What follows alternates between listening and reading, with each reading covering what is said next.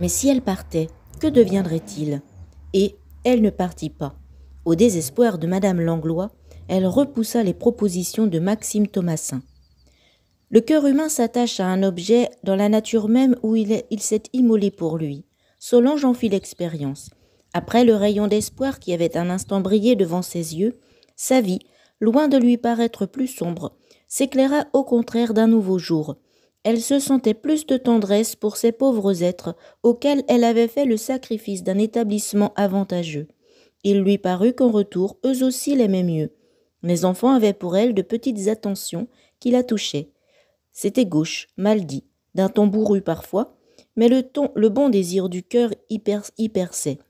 Son père, quand il était bien disposé, lui témoignait de la satisfaction pour tout ce qu'elle faisait. Mieux que cela, il l'avait consultée plusieurs fois avant de prendre une décision et s'était rangé à son avis. Flora elle-même lui marquait moins d'hostilité. Ce qui ne veut pas dire que le foyer de la rue Lamarque fût devenu un paradis, hélas non. Les époux Barrier restaient fidèles à leur absinthe quotidienne et à la grande beuverie des soirs de paye. Flora ne cessait point d'être une femme sans tenue, au langage ordurier, et François un militant du communisme. Chapitre 4.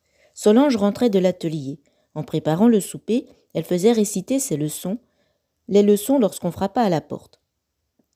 Elle ouvrit et se trouva en face d'un homme jeune en costume de travail. « Que désirez-vous, monsieur ?»« Je ramène monsieur Barrier, qui est un peu souffrant d'un petit accident. » Elle pâlit. « Où est-il ?»« En bas, dans la voiture. »« Oh !»« Si vous voulez préparer le lit pour mon camarade. » Solange, presque mécaniquement, ôta le couvre-pied. Mon Dieu, qu'avait-elle besoin de ce nouveau malheur? Le père malade, ce serait la misère la plus profonde. Et puis, si cet homme n'avait pas dit toute la vérité, et si Barrier allait mourir ou rester infirme, elle se précipita. Dans le corridor, elle rencontra les 3 hommes. Son père était pâle, mais conservait toute sa connaissance. Il geignait avec accompagnement de jurons chaque fois qu'un mouvement aggravait sa souffrance. On l'étendit sur le lit. Alors le plus jeune des 2 camarades s'approcha de Solange. « Ne vous inquiétez pas, mademoiselle. Le pharmacien qui a fait le bandage provisoire assure que la plaie, quoique douloureuse, est sans gravité. Quelques semaines de repos et il n'y paraîtra plus. »« C'est encore trop, » gémit-elle découragée.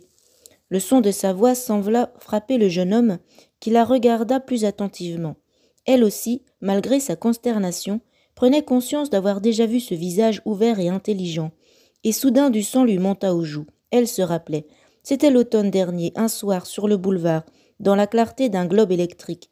Elle lui restituait l'aumône mendiée par Isidore. De son côté, il la reconnut et eut une ombre de sourire.